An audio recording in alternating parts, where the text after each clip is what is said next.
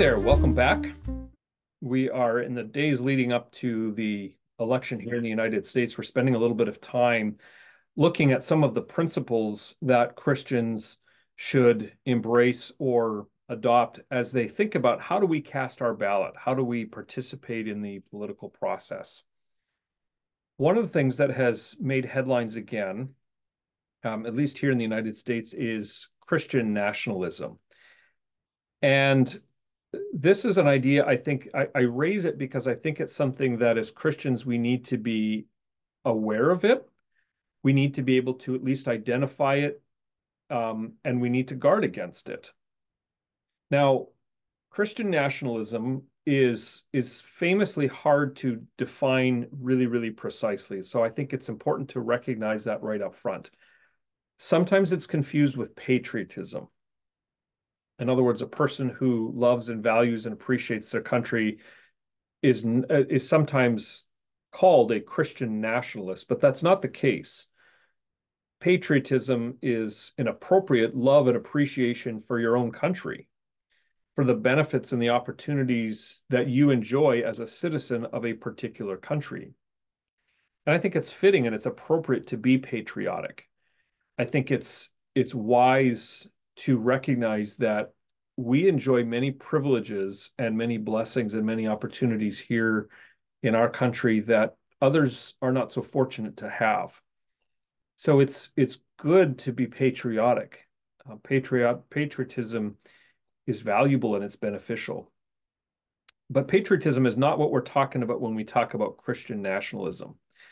I'm going to turn to an expert, Paul D. Miller, who's an ethicist at Georgetown University. He defines Christian nationalism this way. He says Christian nationalism is the belief that the American nation, and I suppose you could substitute your own nation in because I think it's not limited to the United States. Christian nationalism is the belief that the American nation is defined by Christianity and that the government should take active steps to keep it that way. Functionally, what we see with Christian nationalism is the blurring of lines between the Christian faith and our political or national identity. And so it's sort of what happens when we take our loyalty to our country and we merge that in with Christian identity. And so practically some of the things that you hear that are maybe good warning signs that you're getting close to Christian nationalism is the belief that somehow your nation, in our case, the United States, is sort of God's favorite country, that God has, he has an extra love for the United States, or he has extra favor or appreciation or commitment or blessing for his country, for this country. Christian nationalism is also the idea, I think one of the things that you have to be really careful about is the idea that America is a Christian nation and we need to keep it that way. There's a difference between saying we are a nation that was founded on Judeo-Christian values and principles and saying that we are a Christian nation and we have to keep it and we have to be and remain a Christian nation. I would really caution people about using the language of being a Christian nation. We are a nation with Christians, and we are a nation founded on Christian principles and values. But I get really nervous when people talk about being a Christian nation as if we somehow have to keep our nation as a Christian nation, because what that tends to do is it tends to drive a pretty sharp line between those who are Christian and those who are not. Christian nationalism also tends to, this is just an observation, but it tends to downplay and ignore the weaknesses and sins of one's own nation. And that happens because you want to, if you believe that your nation is somehow favored by God and has special status in God's sight and has been chosen by God for a special purpose, then you tend to blind yourself to the shortcomings of a nation. You don't want to be as honest about the weaknesses of in history or the weaknesses of the present. Christian nationalism also tends to adopt the belief that the government should take active steps to enshrine Christian belief into the law of the land. Um, and so that's something to guard against, the idea that somehow um, our elected leaders need to uh, uh, take Christian principles and values and make them the law of the land so that everybody must follow them. Now, sometimes it's honestly harder in theory than in practice, because there are some good principles of the Christian faith and the Christian tradition that are important and valuable and should be enshrined into law. And then there are other things that are not. And so in reality, it's in theory, it's easy to say this. In practicality, we have to acknowledge that it's actually harder to live that out. But I think that's something to be alert to.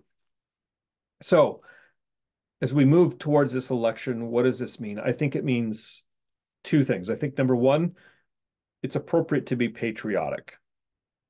The election process itself, as contentious as it is and as polarizing it is, it should remind you that you live in a country where you have that freedom and you have that opportunity. There are many places in the world where they don't have that opportunity.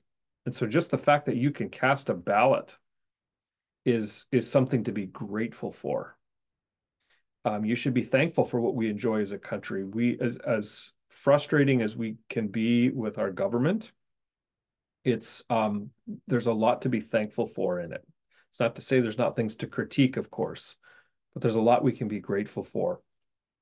At the same time, I would encourage you to guard yourself against buying into the lies of Christian nationalism. Don't cast your ballot assuming that if we just get these people elected, now we're going to make ourselves a Christian nation again. Don't buy into that lie. I think that's a distortion. I think that's inconsistent with biblical principles. It assumes that God will bring in his kingdom through the election process. And don't fall for the lie that somehow our nation is superior to other nations. Don't fall into that sort of idolatry of our own nation. We have much to be grateful for. We are a great nation, but it's not like God looks on the United States and says, "Oh, that's my favorite country." It just doesn't work like that. So, Christian nationalism, it's a real thing. It's not always easy to define exactly what it is, but generally speaking, it's what happens when we blur the lines between our political and national identity and our Christian faith, and we sort of merge them into one. We need to guard against it, even if we are patriotic people. Tomorrow, I'm going to talk to you about something called Calvin's. Actually, I'm going to do this on Monday. Today's Saturday. We're going to look at this on Monday. I want to introduce you to something called the two kingdom theory. It's something that Calvin wrote about 500 years or so ago. And I think it can help us resolve some of the tension that we sometimes experience when we go to the ballot box and when we try to participate as citizens in our country. Thanks for watching. See you tomorrow.